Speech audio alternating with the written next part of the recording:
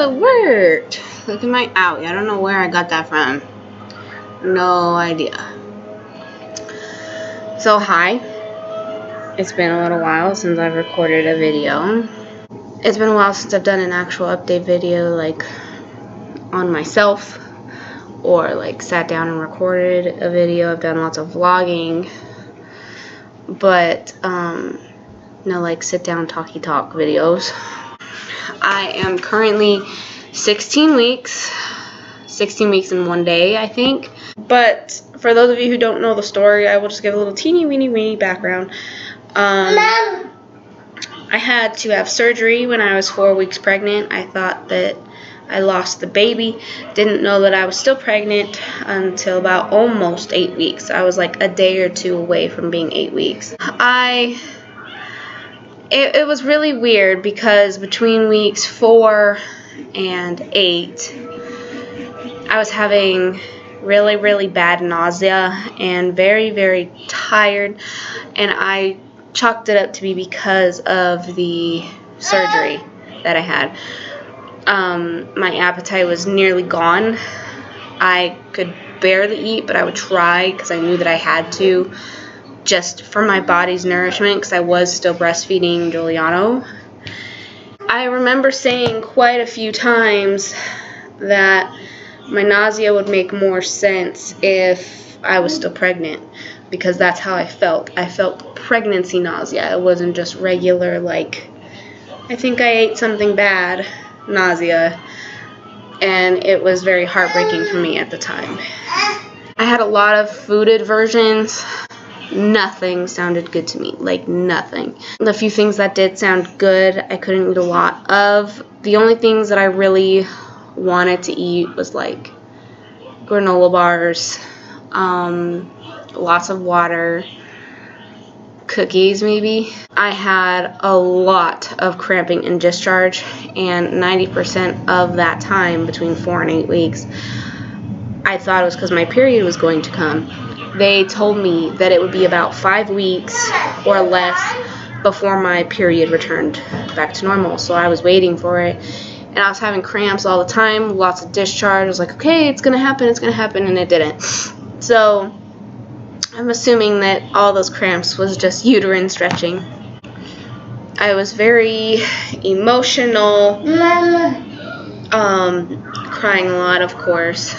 But again, some of these could have been circumstantial, and the other part could have been hormonal, pregnancy-wise, but I can't really say for sure. I was actually on a not okay antibiotic at that moment because everyone thought that I had just lost the baby. So I was taking a not okay antibiotic. But the moment that I found out I was pregnant, I immediately stopped taking it. I think I had only taken it for maybe 5 days or something, so it wasn't like I was on it for a long time. It's because we thought I had, well, I did have a UTI, but we thought it could possibly be a kidney infection. And that's how I found out that I was still pregnant, was because they were like, well, we want to get your kidneys looked at because after that surgery, you know, your UTI could have spread. And I was like, okay, no problem. I got my ultrasound, and they saw a baby with a heartbeat, and they were measuring like 7 weeks and 5 days. And I was like, oh my God. Immediately when I found out that I was still pregnant, I stopped taking those. And I went and saw my OB. They did an ultrasound, sure enough, baby with a heartbeat. They started me on progesterone because my progesterone was at like a 10, which makes sense because sometimes if you have an ectopic, it has to do with progesterone. I didn't have any of the other risk factors, so that's what I'm thinking it was because my progesterone was already low. My appetite started going up slowly around 8 weeks, was still really nauseous, but the progesterone helped that weirdly. There was a lot of people that said that it made it worse, but for me it didn't. It just kind of gave me a headache, but it wasn't a bad headache. I was able to sleep more comfortably, one of the reasons being because my incisions were better healed, so I wasn't as much pain anymore. The weird thing was around the 5 to 8 week mark, I threw up because of the iron pill that I took, and now looking back, it was my one time where I throw up when I'm pregnant. Every single pregnancy I've had, I've thrown up one time, and it's usually in the beginning, and that was my one time. Week 9. At week 9, that's when I noticed that I was really starting to go pee a lot more.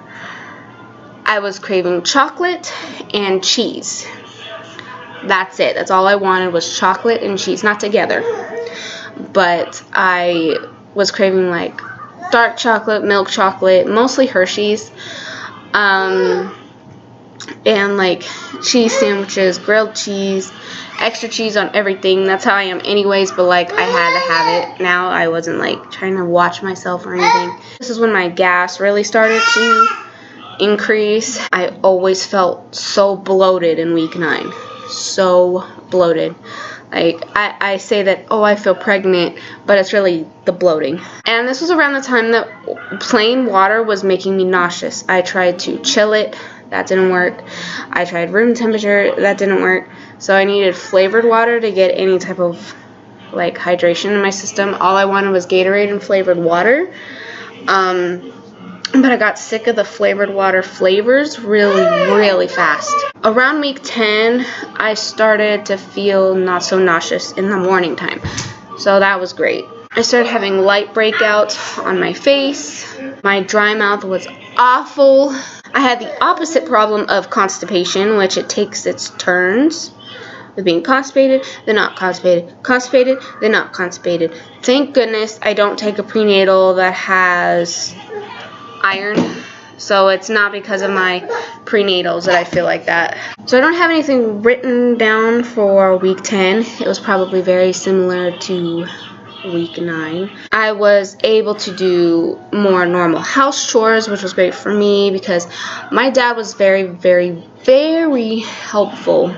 He pretty much took on the entire load of what I was doing, and slowly he started like not doing things so that I could do it. And now around then, that's when I started to feel more normal, and I was able to take on my load again, which feels really good. Still peeing a lot.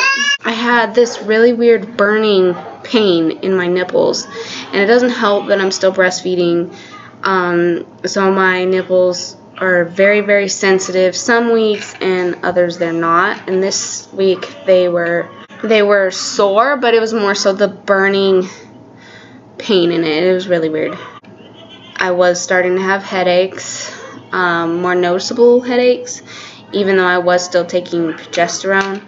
Now my nausea was down to only coming around when I hadn't eaten in the morning. So if I would wait too long to eat breakfast, I would start to get nauseous. I wouldn't wake up immediately nauseous, so that was great. Week 13 was a great week for me because I no longer had to take progesterone. Progesterone is very important for the beginning of pregnancy because we have a placenta, but it's not fully in charge. It's not fully in charge of the baby's growth and development until about 13 weeks. So the progesterone in my body is what's very important to help the baby grow and develop. But this was also the first week that my hip completely locked up. I had like occasional hip pain here and there, but it was never anything bad. But this was the first time that it actually locked up and hurt so bad. This week, my nipples hurt. My nipples were hurting so bad. I was this close to giving up breastfeeding because of how badly my nipples were hurting. It's not even something I can describe. Like, I have very tough nipples. They've been through a lot, but I could not do it. I was like, I'm just done breastfeeding. I've got to tell him no. This was also the beginning of when I did day wean Giuliano. So now it's week 14. In week 14, it was the first time that my belly button had actually been hurting me. I kind of had a feeling that there's going to be something different with my belly button because that's where one of the incisions are.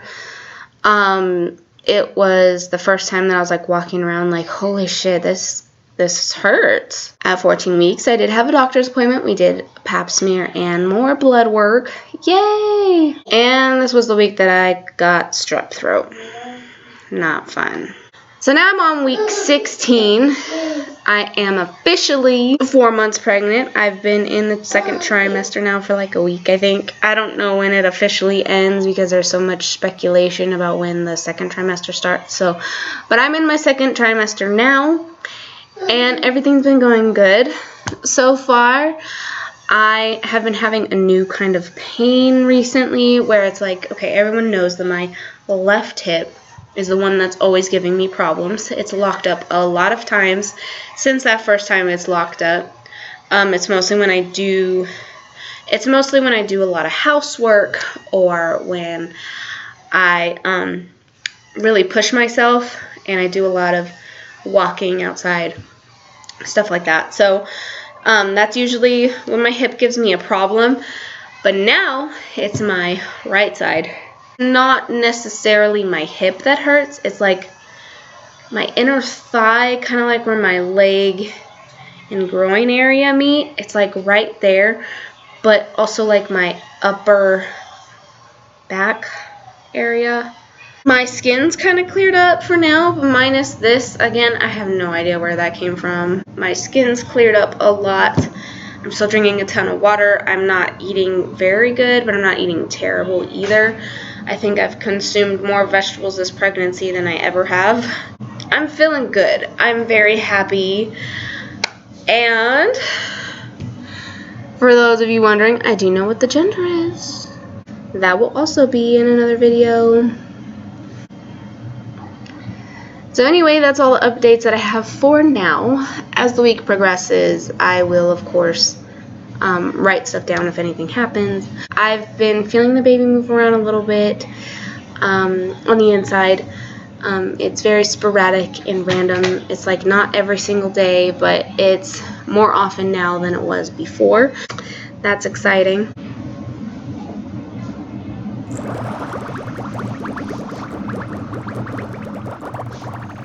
And that's all I've got to update on. Thank you for watching, and I will see you all next time.